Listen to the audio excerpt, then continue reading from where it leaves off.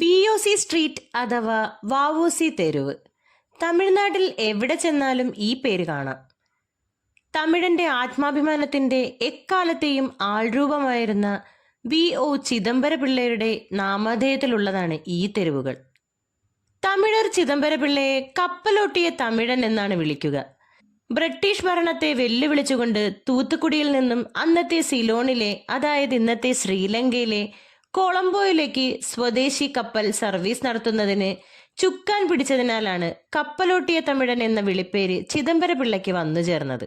ഇന്നത്തെ തൂത്തുക്കുടി ജില്ലയിലെ ഒറ്റപ്പിടാരത്ത് 1872 സെപ്റ്റംബർ 5 ചിദംബരപിള്ളയുടെ ജനനം.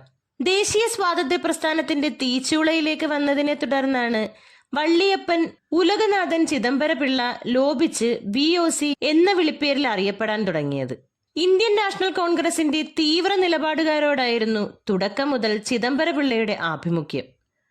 ബാലഗംഗാധര തിലകന്റെ തീവ്രവാദ ആശയങ്ങളിൽ ആകൃഷ്ടനായ അദ്ദേഹം സ്വദേശി സ്റ്റീം നാവിഗേഷൻ കമ്പനി രൂപവൽക്കരിച്ചു. 14 വയസ്സിന് ശേഷമാണ് ചിദംബരപിള്ള ഇടയ്ക്ക് വെച്ച് നിന്നുപോയ തന്റെ വിദ്യാഭ്യാസം പുനരാരംഭിക്കുന്നത്.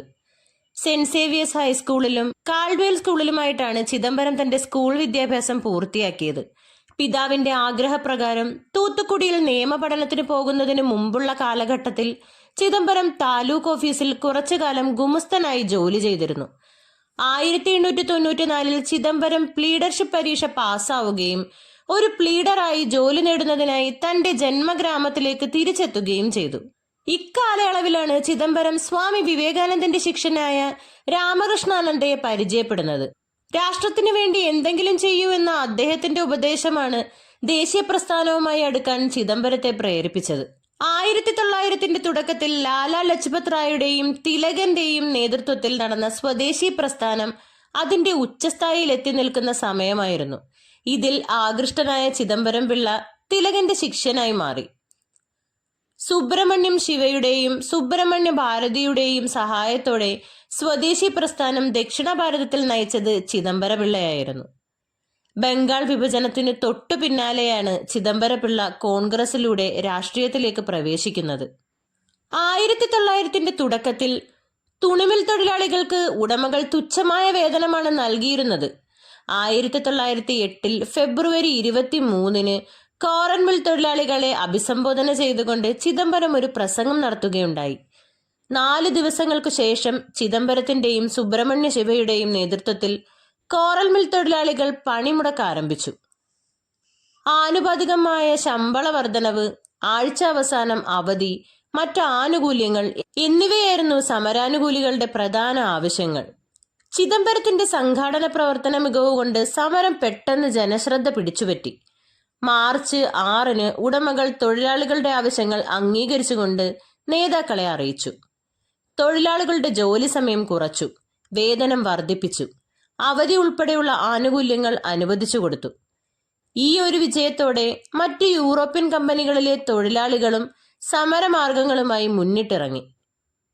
ചിദംബരവും സുബ്രഹ്മണ്യ ശിവയും കാണിച്ച ധൈര്യത്തെയും സംഘടനാ പാടവത്തെയും അഭിനന്ദിച്ചുകൊണ്ട് അരബിന്ദോ തന്റെ ദിനപത്രമായ വന്ദേമാതരത്തിൽ എഴുതുകയുണ്ടായി. ജലഗതാഗത സേവനത്തിൽ ബ്രിട്ടീഷ് ഇന്ത്യ സ്റ്റീം നാവിഗേഷൻ കമ്പനിക്കായിരുന്നു കുത്തക. ഇവരുടെ കുത്തക തകർക്കാനായിരുന്നു ചിദംബരപിള്ള അതേ മാതൃകയിൽ തദ്ദേശീയമായി ഒരു കമ്പനി രജിസ്റ്റർ ചെയ്ത് പ്രവർത്തനം ആരംഭിച്ചത്. 1906 തുടങ്ങിയ ഈ കമ്പനിയുടെ പ്രവർത്തന മൂലധനം 10 ലക്ഷം ഇന്ത്യൻ രൂപയായിരുന്നു. 25 രൂപ മുഖവിലയുള്ള 40,000 ഓഹരികളായിരുന്നു കമ്പനിക്കുണ്ടായിരുന്നത്. തുടക്കത്തിൽ കമ്പനിക്ക് കപ്പലുകൾ ഒന്നും തന്നെ സ്വന്തമായിട്ടുണ്ടായിരുന്നില്ല. മറ്റൊരു ഷിപ്പിംഗ് കമ്പനിയിൽ നിന്നും വാടകയ്ക്കെടുത്ത് സേവനം നൽകുകയായിരുന്നു ചെയ്തിരുന്നത്. രാജ്യമെമ്പാടും സഞ്ചരിച്ച അദ്ദേഹം കപ്പൽ വാങ്ങാനുള്ള വിഭവ സമാഹരണത്തിൽ ഏർപ്പെട്ടു. ഒടുവിൽ അദ്ദേഹം ഒരു ഫ്രഞ്ച് കപ്പൽ സ്വന്തമാക്കി. തൂത്തുക്കുടിയിൽ നിന്നും കുറഞ്ഞ നിരക്കിൽ കൊളംബോയിലേക്ക് കപ്പൽ സർവീസ് ആരംഭിക്കുകയും ചെയ്തു. വിരളി പൂണ്ട ബ്രിട്ടീഷുകാർ അതിലും കുറഞ്ഞ നിരക്കിൽ സർവീസ് നടത്താൻ തീരുമാനിച്ചുവെങ്കിലും ബി.ഒ.സിയുടെ കപ്പലിലേക്കായിരുന്നു യാത്രക്കാരുടെ കുത്തൊഴുക്ക്. ഒടുവിൽ തികച്ചും സൗജന്യ യാത്ര പ്രഖ്യാപിച്ചാണ് ബി.ഒ.സി കമ്പനിയെ ബ്രിട്ടീഷുകാർക്ക് പിടിച്ചുകെട്ടാൻ സാധിച്ചത്. തൂത്തുക്കുടിയിലും തിരുനെൽവേലിയിലും തിരുച്ചിറപ്പള്ളിയിലുമൊക്കെയായി വിദ്യാഭ്യാസം പൂർത്തിയാക്കിയ ബി.ഒ.സി ഇംഗ്ലീഷ് ഭാഷയിലും അവഗാനം നേടി. ബാരിസ്റ്റർ പരീക്ഷ വിജയിച്ചതോടെ ദേശീയ പ്രസ്ഥാനത്തിന്റെ അമരക്കാരുമായി ഉറ്റ ബന്ധം സ്ഥാപിച്ചു. മഹാകവി സുബ്രഹ്മണ്യ ഭാരതി അദ്ദേഹത്തിന്റെ മാർഗദർശികളിൽ ഒരാളായിരുന്നു. ബ്രിട്ടീഷ് ഇന്ത്യൻ സ്റ്റീം നാവിഗേഷൻ കമ്പനിയുടെ കപ്പൽ ഗതാഗതത്തിനുള്ള കുത്തക പൊളിച്ചടുക്കിയ VOC ചുരുങ്ങിയ കാലം കൊണ്ട് ബ്രിട്ടീഷുകാരുടെ കണ്ണിൽ ദേശവിരുദ്ധനായി മാറി.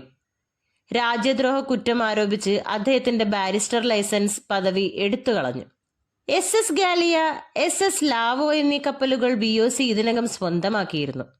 രാജ്യദ്രോഹ കുറ്റം ആരോപിച്ച് അദ്ദേഹത്തെ 1908 40 വർഷത്തേക്ക് തടവിലിടാൻ ബ്രിട്ടീഷ് കോടതി വിധിച്ചു. കോയമ്പത്തൂർ ജയിലിൽ കിടന്ന ചിദംബര പിള്ളയെ ശിക്ഷ ഇളവ് നൽകി കണ്ണൂർ സെൻട്രൽ ജയിലിലേക്ക് മാറ്റി. 1912 ഡിസംബറിൽ ജയിൽ മോചിതനാവും വരെ ക്രൂരമായ ശാരീരിക പീഡനങ്ങളാണ് അദ്ദേഹത്തിന് ഏൽക്കേണ്ടി വന്നത്. എണ്ണയാട്ടി യന്ത്രത്തിൽ കാളകളെ പോലെ ചക്രം തിരിക്കുന്നതുൾപ്പെടെയുള്ള നിർബന്ധിത പണികളിൽ VOCയെ നിയമിച്ചു. ആരോഗ്യം ക്ഷയിച്ച അദ്ദേഹം രോഗിയായാണ് ജയിൽ മോചിതനായത്. ഇതിനിടെ കടുത്ത കടക്കെണിയിൽപ്പെട്ട സ്വദേശി കപ്പൽ കമ്പനിയെ പാപ്പരായി ബ്രിട്ടീഷ് സർക്കാർ പ്രഖ്യാപിച്ചിരുന്നു. ജയിൽ മോചിതനായ VOCയെ തിരുനെൽവേലിയിലേക്കോ സ്വദേശത്തേക്കോ വരാൻ ബ്രിട്ടീഷുകാർ അനുവദിച്ചില്ല. 2 കുഞ്ഞുങ്ങളുമായി തുടർന്നുള്ള കാലം മദ്രാസിൽ അദ്ദേഹത്തിന് കഴിയേണ്ടി വന്നു. ബ്രിട്ടീഷ് കമ്പനി 1 രൂപയ്ക്ക് നടത്തി വന്നിരുന്ന കപ്പൽ യാത്രയ്ക്ക് VOC അതിന്റെ പകുതിയെ ഈടാക്കിയിരുന്നുള്ളൂ. തുടർന്നും VOC കമ്പനിയിലേക്ക് യാത്രക്കാർ ഇടിച്ചു കയറിയപ്പോൾ സൗജന്യ യാത്രയും കുടയും എന്ന ആനുകൂല്യം പ്രഖ്യാപിച്ചാണ് ബ്രിട്ടീഷുകാർ ഈ കമ്പനിയെ വീണ്ടും തകർത്തത്. 1936 നവംബർ 18 VOCയുടെ മരണം. കപ്പലോട്ടിയ തമിഴന്റെ സ്മരണയ്ക്കായി രാജ്യത്തെ ഏറ്റവും പ്രമുഖ തുറമുഖങ്ങളിൽ ഒന്നായ തൂത്തുക്കുടിക്ക് അദ്ദേഹത്തിന്റെ പേരും നൽകി.